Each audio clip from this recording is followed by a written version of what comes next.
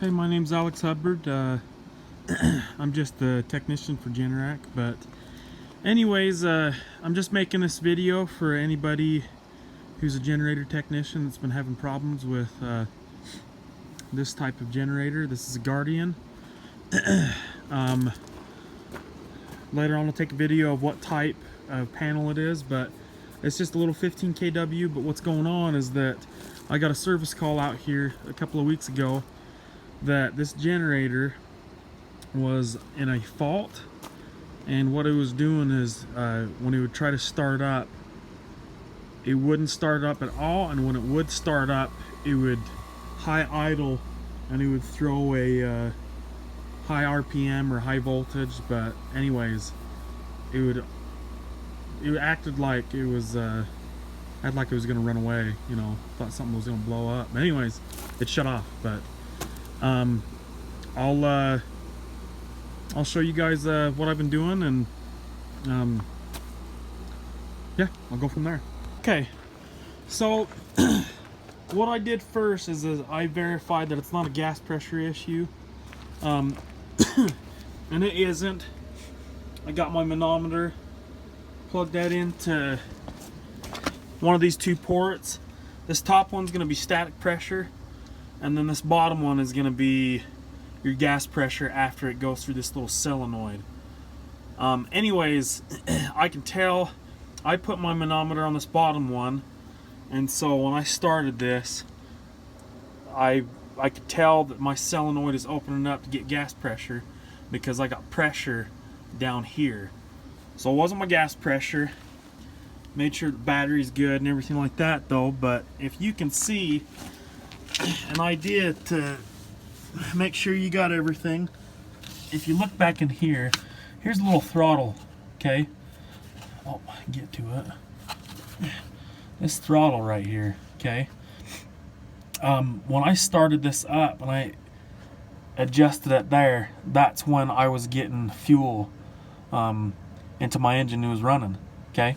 So that's how I kind of verified it, that it's either this stepper motor or the governor driver, and that's basically that's the guy that tells this dude what he needs to do, okay?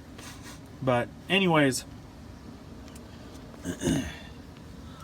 what you can do is, if you look, you first want to check your resistance levels. All right. Okay, so you got these two screws right here. You take them out. That's what I'll do. Okay, so I got this taken apart. This is the spot. This slides in there, and it's kind of a pain. But anyways, you unplug this, and this is where you check your resistance readings.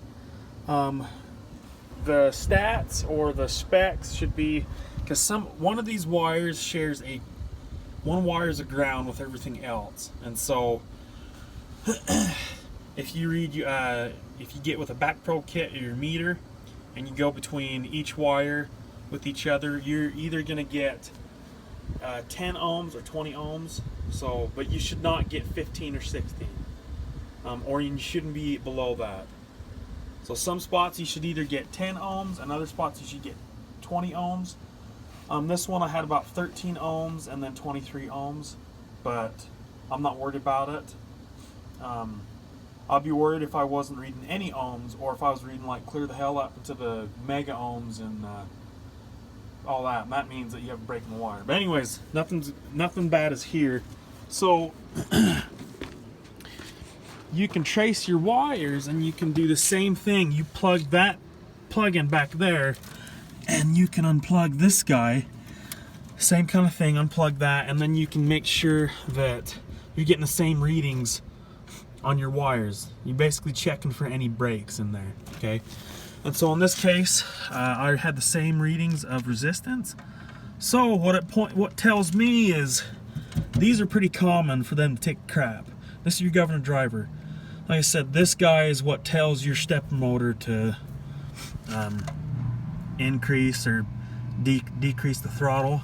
As you can tell, you go up here, and these are your sensing leads. So anywho, this is what's in control of your RPMs and your hertz. So anyways, What I'm going to do is I'm going to change this out, and I'll go from there. Yes, it was the governor driver. I changed, this is the new one, and of course I haven't taken the old one off and mounted it and everything like that, but yeah, that was the whole problem. It was just that governor driver. As soon as I installed that bad boy, well, I'll just start it up for you.